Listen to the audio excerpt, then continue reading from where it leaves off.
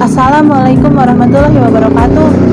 Perkenalkan, nama saya David Triana dengan nomor induk mahasiswa 191FI03025 Program Studi D4 Anestesi. Di sini saya akan menampilkan penyuluhan dengan masalah pengetahuan masyarakat tentang formalin dan bahaya yang ditimbulkan dari mengonsumsi makanan yang mengandung formalin. Assalamualaikum Ibu. Waalaikumsalam warahmatullahi wabarakatuh. Perkenalkan, nama saya David Triana, mahasiswa dari Universitas Bakti Kencana Bandung.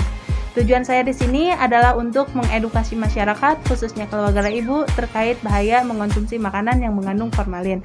Diharapkan setelah penyuluhan ini, Ibu dan keluarga dapat memahami apa itu formalin, cara penggunaannya, tujuan penggunaannya, juga bahaya yang dapat ditimbulkan dari mengonsumsi formalin, dan Ibu dapat lebih selektif dalam memilih makanan yang sehat. Ini Bu, ini sebagai panduan Ibu untuk mengenal lagi formalin dan bahaya yang ditimbulkan dari makanan yang mengandung formalin. Bisa dilihat-lihat dulu Bu. Iya.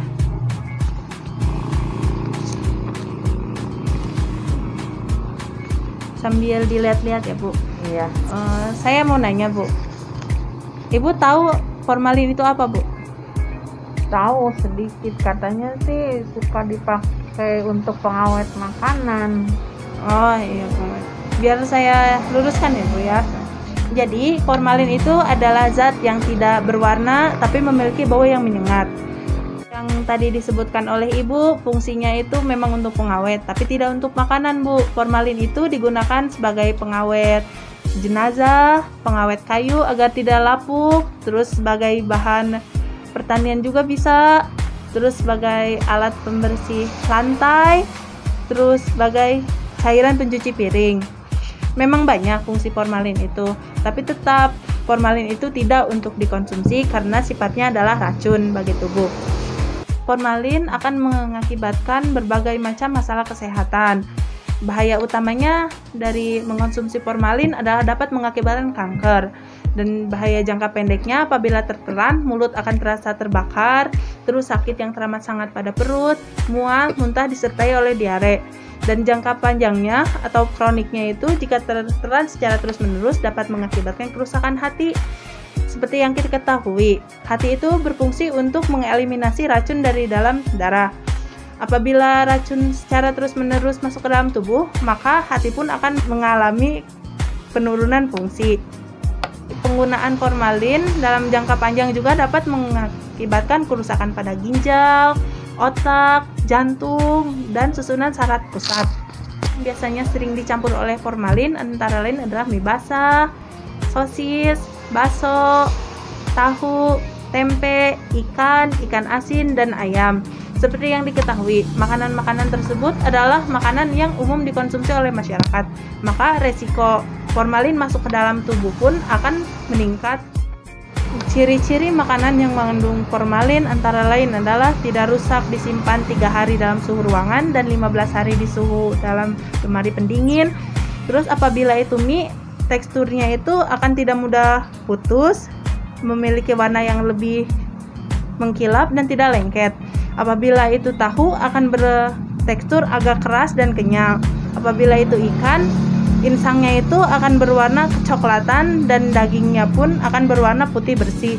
Untuk selengkapnya bisa dilihat dalam leaflet yang saya bagikan ya Bu. Apakah Ibu telah mengerti apa yang saya sampaikan? Iya, mengerti. Jika begitu, saya akan bertanya ya Bu. Fungsi formalin itu untuk apa Bu? Untuk pengawet, tetapi yang diawetkan itu bukan makanan. Ya, bisa digunakan untuk mayat, kemudian untuk kayu dan pembersih. Oh iya. Gangguan kesehatan yang dapat ditimbulkan dari mengonsumsi formalin itu apa aja Ibu? Kalau bahaya yang utamanya itu dapat menyebabkan kanker. Yang awal mungkin gejala awal kalau nggak salah mual, kemudian gangguan pencernaan dan pusing. Iya. Ini apakah ada pertanyaan? Oh iya, Jika kita sudah membeli bahan makanan kemudian dicoba di tes dan hasilnya mengandung formalin, itu harus bagaimanakan supaya bisa tetap dimanfaatkan makanan tersebut. Adapun Bu, cara untuk mengurangi kandungan formalin dalam makanan itu adalah dengan mencuci bersih bahan makanan tersebut. Terus rendamlah bahan makanan tersebut di air panas selama kurang lebih 30 menit ya. Setelah 30 menit, air rendaman dapat dibuang dan makanan pun dapat dimasak secara normal. Oh iya. Dengan cara tadi itu efektivitasnya berapa persen ya? Jika menggunakan cara yang tadi saya sebutkan itu, efektivitasnya itu dapat mencapai 98%. Tetapi lebih amannya lagi membeli makanan yang tidak mengandung formalin ya Bu, jadi lebih sehat. Iya. Iya. Apakah ada lagi pertanyaan Bu? Udah mungkin mengerti. Kesimpulannya itu adalah formalin itu tidak bisa dikonsumsi oleh manusia ya Bu, karena dapat mengakibatkan berbagai macam masalah kesehatan yang serius. Yang tadi disebutkan seperti gangguan hati, ginjal yang seperti itu. Terus harus lebih selektif dalam memilih bahan makanan ya, terutama yang di pasar. Terus apabila Ibu menemukan contohnya seperti daging yang harganya di bawah harga pasaran, Ibu patut curiga apakah daging itu sehat atau tidak. Bisa saja daging yang murah itu mengandung formalin sebagai pengawet, atau daging yang sudah lama. Daging itu sudah murah, terus ditambah tidak ada lalat yang mengerubungi itu, Ibu juga patut curiga. Karena salah satu ciri bahwa makanan itu mengandung formalin adalah tidak dihinggapi oleh lalat. Secara umumnya kan daging-dagingan itu anyir, pasti akan banyak lalat yang hinggap. Tetapi jika tidak ada lalat, Ibu patut curiga. Saya sampaikan Ibu, semoga bermanfaat untuk kedepannya, untuk kesehatan Ibu dan juga keluarga. Saya pamit undur diri ya Bu. Wassalamualaikum. Waalaikumsalam warahmatullahi wabarakatuh.